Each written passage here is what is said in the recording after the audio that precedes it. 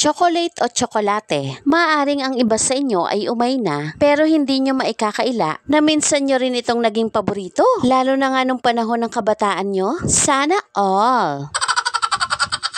For today's video mga Marikoy, ay pag-usapan natin itong tsokolate na siyang main ingredient sa paggawa ng mga cookies, mga brownies at pastries, mga cakes at kung ano-ano pa. Mapa-ordinaryo man o mga kilalang bake shops sa ating merkado at maging sa buong mundo. Ating alamin kung saan ito nanggaling mga Marikoy. Ang tsokolate o dark chocolate ay nagmula sa buto ng prutas na kakao na marami din dito sa atin sa Pinas. Ito ay sinsolar dry, sinasangag o tinutoast, dinudurog o pinapagiling, at syala, may tableya ka na. Mula nga rito mga Marikoy, ay nagkaroon ng dark chocolate, milk chocolate, at white chocolate. O diba, ang syala. Alam nyo bang ang chocolate mismo ay hindi nakakasama sa ating kalusugan? Oo Marikoy, ayon sa mga eksperto, ang mga hinahalo daw dito ay siya mismong nakakasama sa kalusugan ng isang tao, lalo na nga kapag ito'y nasobrahan. Hinay-hinay lang mga Marikoy.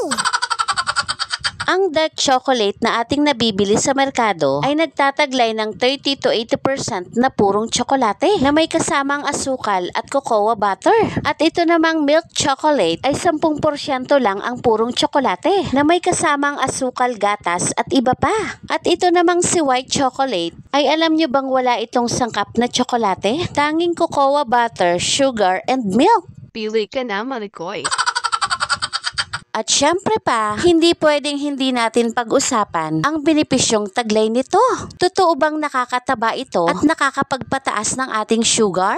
It's a big no-no mga Marikoy. Dahil ayon sa mga eksperto, gaya nga ng nabanggit kanina na ang mga hinahalo dito ay siya mismong mga nakakasama at hindi nga itong tsokolate alone. Nakakasama kung sobra. At ang una nga magbe-benefits nito mga Marikoy ay ang ating puso. Kaya pala mabenta ang chocolate kapag February. Maraming magpipigyan sa akin, Mama Bing. Eh di ikaw nang maganda.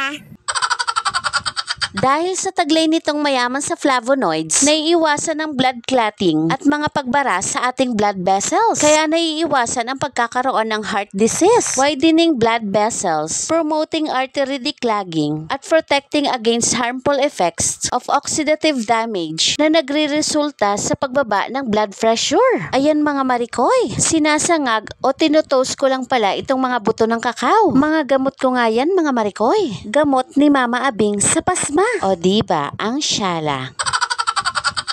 Ito ay mayaman sa antioxidants na polyphenols na mainam sa pag-prevent ng mga free radicals na nagiging cause ng mga sakit. Ayon sa mga eksperto, higit na mas mataas ang taglay na antioxidants nitong tsokolate kung ikukumpara sa red wine at sa green and black tea. O diba, ang syala. Dahil din sa antioxidant na polyphenols, ito ay may tulong sa pagpapababa ng blood glucose o sugar sa ating dugo. Kaya hindi totoong nakakadiabetes ang purong chocolate, ha? At ayon sa mga eksperto, ang regular na pagkonsumo nitong purong tsokolate ay nakakapagpababa sa ating kolesterol. Pinapababa nito ang bad cholesterol at may tulong sa pagpapataas o pagpapadami ng good cholesterol. Mainam ito sa ating brain health dahil sa taglay nitong catechin at ipikatin na may role o function sa ating brain na mag-create ng mga bagong brain cells at pag-reverse ng mga brain damages. Kaya no-no sa Alzheimer's and Parkinson's disease. At ito pa mga Marikoy, ito ay nakakaganda at nakakaganda ng mood. Sana all!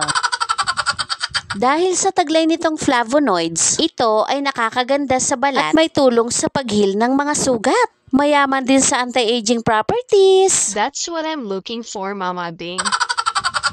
Kaya madalas gamitin sa mga beauty products. Gaya nga nitong mga pang face mask at mga body scrub. At higit sa lahat, ito ay nakakapagpasaya. Oo Marikoy, kapag ikaw nga ay galit o malungkot, ipinapayo ang pagkain ng chocolate mga Marikoy. Dahil ayon sa mga eksperto, ito ay nakaka-enhance ng positive mood. Ito ay nagtataglay ng antidepressant at may calming effect. Ang saya-saya.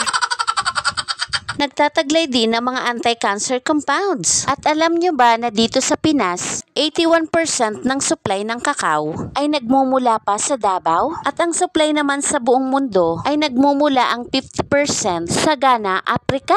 O diba, ang syala. O siya, sige na, at itong tsokolate ay tapos na. Sana'y malinaw na ang purong tsokolate ay hindi nakakasama. Basta kumonsumo lamang ng sapat at di naman natin maikakaila na mas masarap ito kapag inihalo o sinamahan ng ibang sangkap. Hindi naman ito bawal, basta konti lang mga marikoy. Kaya kung marami kayo nito, sharing is caring mga marikoy. Bikene men, yun lamang po. Sana'y nakatulong. Salamat!